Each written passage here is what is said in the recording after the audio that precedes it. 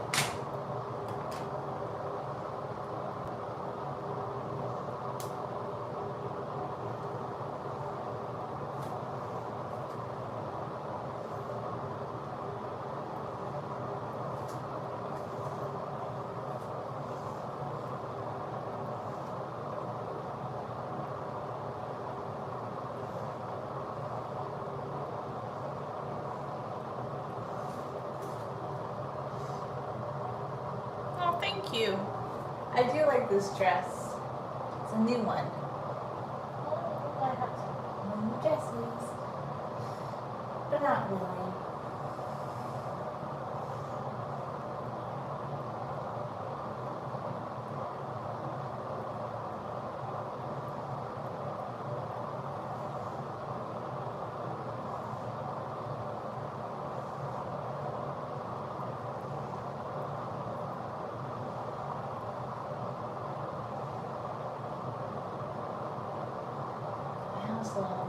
I didn't sleep much last night. I didn't sleep more tonight. It's hard to sleep. Some Wednesday nights, it depends.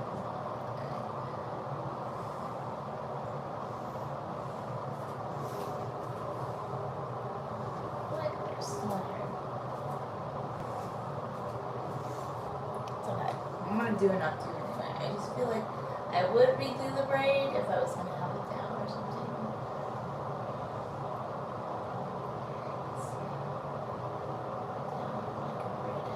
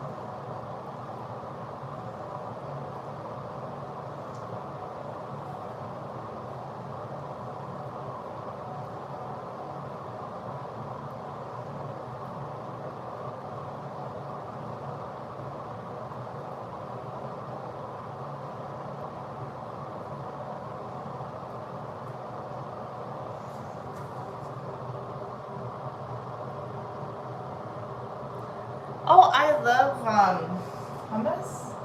And you know, Syrian Lebanese people, technically I consider myself Syrian, but I know like some of my great grandparents were on the Lebanon side, but then some of them were on the Syrian side. So it's the same people. It's called Greater Syria, you know, back in the day, back in the Ottoman day, right? So very similar cuisine, really. My dad's favorite was kibbe, but although I don't, my grandpa wanted me to try kibbe once, but I don't really eat lamb. But I ate it. But then after that, I learned that there's all sorts of vegetarian kibbes, even in like Lebanese and Syrian culture. So kibbe's really good too. I love hummus. Mujadara, that's our favorite. It's the lentils and rice. Oh my gosh, that stuff is so good. Like when I was little, my dad was obsessed with that. And I need to make it again. But I love the lentils and rice. It is so good. There's this channel actually ran by a Palestinian lady. And her content, I think, very heart-touching recently because she's talking about what's happening in Palestine. But one of my favorite Mujadara videos is one where she makes the mujadara with her mom. I really like that video. And my grandpa he really loved lentils and rice, very lemony. And he said that was very Syrian, like to put a lot of lemon in it. And then I heard, I had like a third cousin that was born in Damascus, and she came over here in the 60s with her husband. And she said, and I don't know how to source this, but she said, like in the past that it was even more like authentic to have the mujadara with bulgur wheat instead of rice. But I'm not sure about that. Like I think maybe some people did that because there's always been rice because of the Silk Road. Like people always ate rice in Syria for years. So I don't know. But she thought bulgur wheat was more authentic, but I think maybe she didn't like rice or something. Because I never heard anybody else say people only, I don't know, but some other people did say bulgur wheat too, so that's interesting. But, and I like tabbouleh, and I really love that. Well, you know, like I was telling you, like the kibbe, that is lamb based, so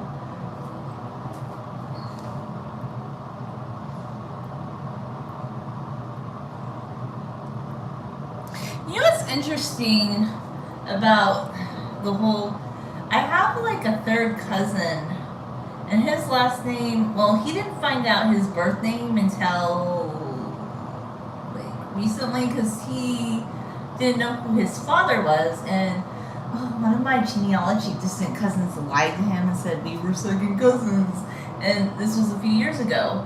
And I had to tell him, oh, well, we would like match so closely on the DNA test. Like, okay, when we took the DNA test, like, you get matched to cousins, and like the more distant out, like I have some third, fourth cousins on my mom's side that I don't match with on those tests, but I know that they're like genetically my cousins because of family tree. But also on the test, they took some of this away recently, so you couldn't see it because I guess privacy reasons, even though that all these data places had a big data breach. But you would have some mutual cousins. Well, anyway, he didn't match me on the DNA test, but he was like a third cousin for my aunt, and like a third cousin once removed for my cousin. So we knew that we matched, and then he was trying to figure out who his parents were, and some guy told him that my great aunt was his mom, and I'm like, what? And told him some story similar to what I had told him about somebody I was related to. I'm like, no, and I had to tell him this is ridiculous. So he had to go back to this guy who's a little bit of a tall tailor. Really, man? Like, it was hilarious. And so anyway, his last name's Haddad, and what I thought was interesting about him is he can trace his family lineage, like I guess hundreds of years back to Yemen. Not me, but he did, and he's like my third cousin, once removed, like, but not on my side, but on his side. So there were actually a lot of Syrians that originally came from Yemen. So that's kind of cool, and a lot of Syrians talk about that. So I think that's interesting. My family, from what I can see, has always been for thousands of years on my dad's side, like either on the Lebanese side or in Aleppo or on Al-Shur and Damascus. So, like, I don't know. Although, and I don't know how accurate this is, but when I did the Jed match, like I was looking back and it said like way back in time that I had some like Baloch, but I don't know how accurate that is. Like I just know in the more recent past we were in Syria. But I thought that was kind of interesting how my third cousin, part of his family came from Yemen, and there are some Syrians that can trace their roots back to Yemen. So I thought that was kind of cool.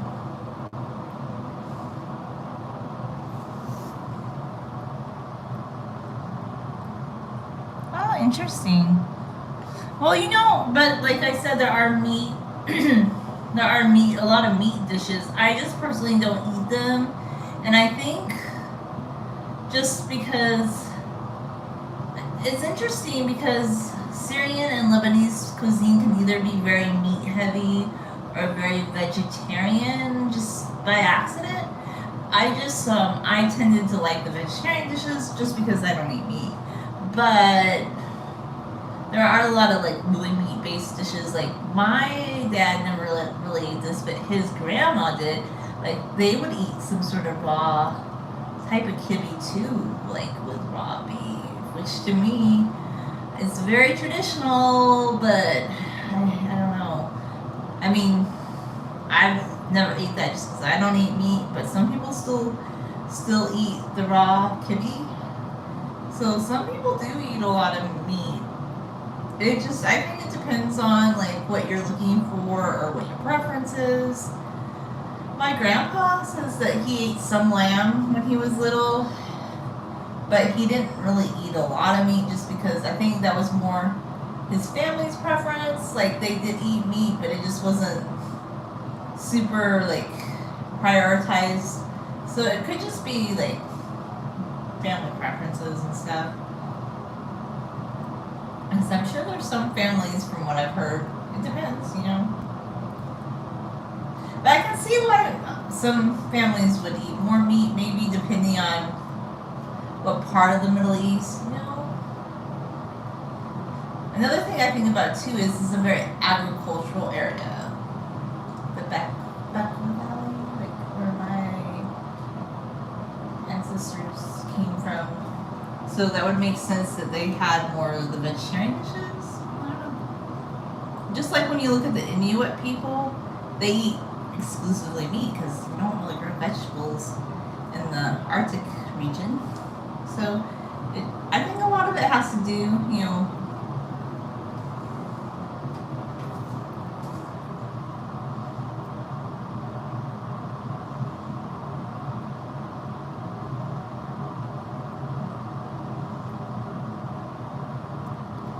That's very cool. You should do more videos about Yemen. I feel like just about Yemeni culture. You're like when you have time and you're interested, I feel like your audience would really like that.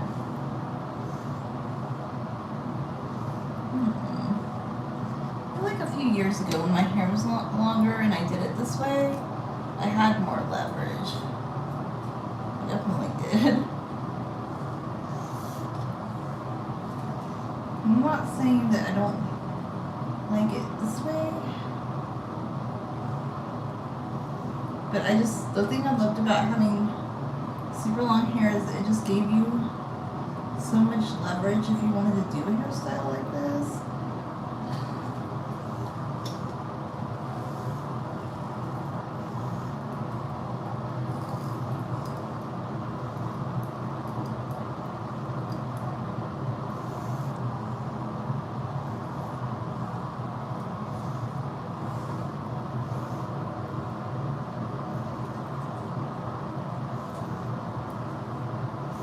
I haven't done this for a long time. Like with the clippies. I don't know if I like it. I guess I could pin it down. I was wanting to prevent pinning it down because I thought, let's try something where I don't have to pin it down. I'm in a big debate with all the hair girlies. I don't agree with them, okay? Because some of the people are like, you just need a hair for it. It will hold your hair up all day long. Funky. Like, really? No. Because I remember I had upper calf length hair, okay? And there's no way a hair fork, if you're that active, is going to keep your hair in place all day long. I just feel like, I don't know. There's just a lot of things that I never, like, agreed with in the hair community. And I just thought that was so ridiculous. Like, when I was first growing my hair super long, I didn't even do a lot of updos. Like, I did this when I was a kid, but I used to use these hair, bobby pins or hair ties. And then they're like, oh, you can't use those. You need to put your hair up with a hair fork. But then later, some of the women who said that would be using bobby pins to do crown braids. And I'm like, well, can you make up your mind, friends? Which one is it? Can you use them? Or can't you use them? Because I think all the people that said you couldn't were just saying whatever because they wanted to sound fancy. Because how would you do a crown braid with hair forks? Guys, this is why, people would always tell me, like, okay, there was some guy, he told me that I needed to start posting content like this one creator who did DIYs so that my audience would explode. And then he also told me that I needed to go to the hair forum to learn all the tips and tricks on how ladies do their hair. And I'm like, why? So I went to that forum and I was like, okay, it's just people posting pictures of their hair. And I thought it was going to be like some earth-breaking, earth-shattering experience. And I'm not saying that's not a good forum if you want to learn something about hair, but I don't know. It didn't have anything on that forum I hadn't seen before. And you know which forum I actually like better?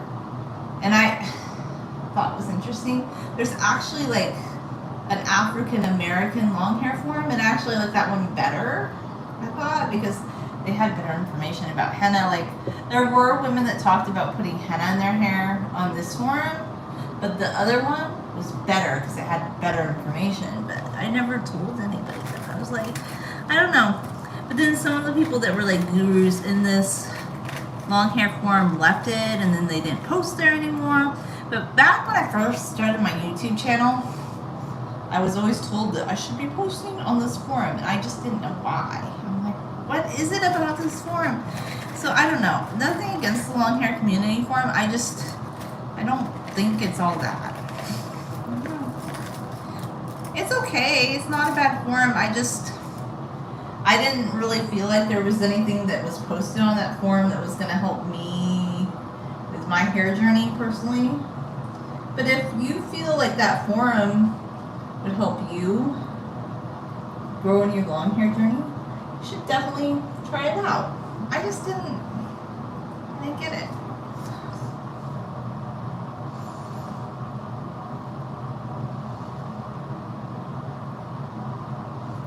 know you're gonna go viral. I think already I can tell. Like, you seem to really resonate with your audience. So I'm sure, like, whatever you decide to post, I don't even think you would have to post. I know you want to post that, but I feel like you could do a more anonymous account just for funsies or something. And I feel like, I don't know, I feel like you would resonate with people. I just think so, but I can tell because I can see even people who seem to not say that they're mad at you, they seem obsessed with you. Like that one lady, she was just really obsessed with you, and it wasn't nice stuff she was posting, but she was pretty obsessed with your content. Because why would she be talking about you so much? It's like you posted something that really made people think.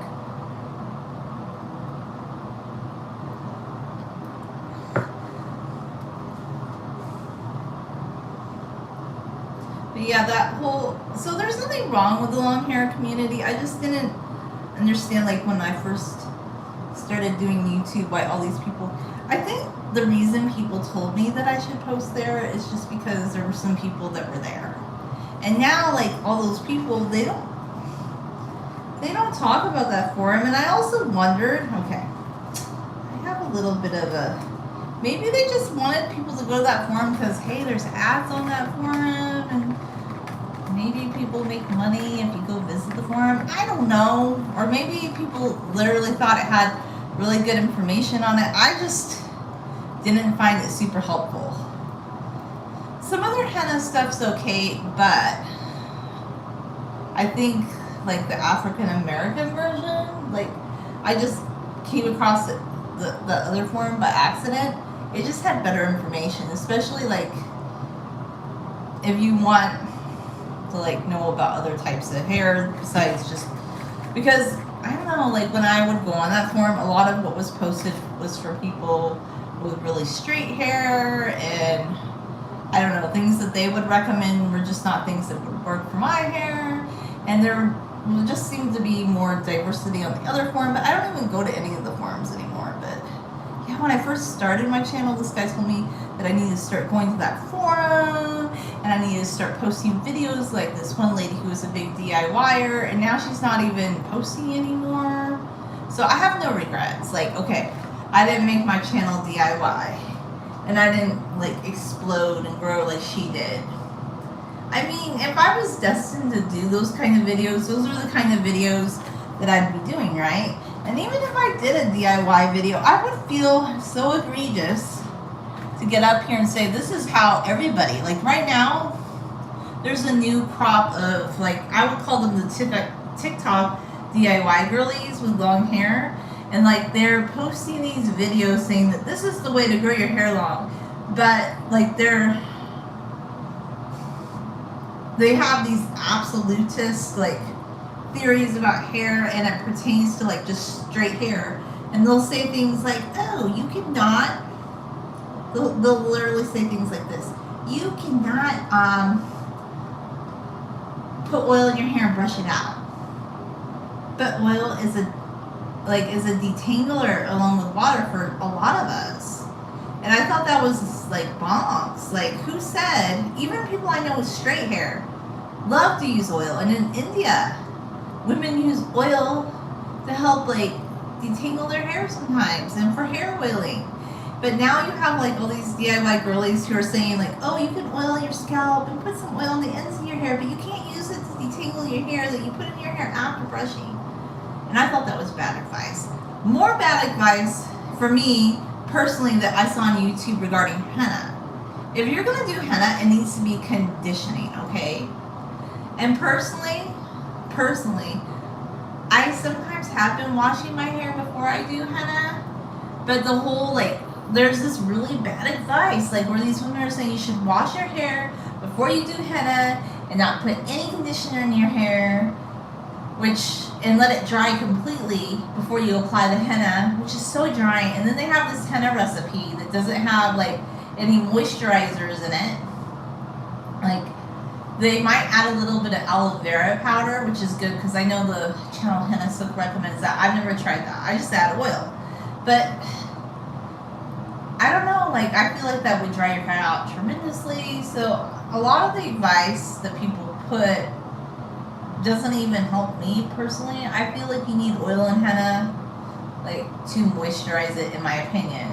And I don't see the point of drying your hair out before you put henna on your hair, which can be drying, you know, unless you add some moisture back in, right? Anyway.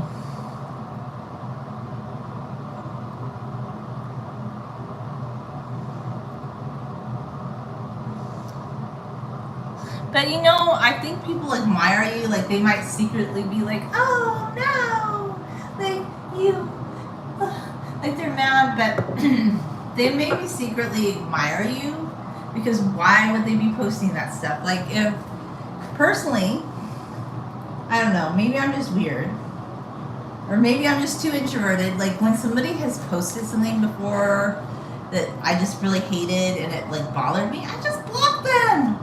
I didn't, like, go making videos. Like, there was this guy that was posting some really weird, like, comments to me, and he was, like, tagging me. So I was like, oh, okay, I'll take your fun away. Block. But then I guess, I don't know. Like, for her, like, what I don't understand, like, if she was, like, truly offended by anything you had said, wouldn't she just have blocked your account? Like, why would she be making videos about you and making really horrible ones at that? Because she was envious and she, I don't know, something struck a chord with her, I think. I don't know, because that was kind of weird. I'm like, I think there's a problem with TikTok. Like, why is content like that not just, like, it, when people are saying certain words, why is it just not getting views? Like, because TikTok's like, we are so good at protecting our community. And I'm like, well, are you though? I don't know, because I feel like sometimes if a video has certain keywords, it shouldn't be even showing up in the feed, but maybe it shows up because, ooh, is this gonna be, they get enough pins in here. I like it to be really pinned down. Hopefully that's enough pins. I feel like it's not pinned down enough. I'm a little over excessive when it comes to pinning down my hair, maybe. I think more people are more minimalist. I'm just like, I don't want it to fall out.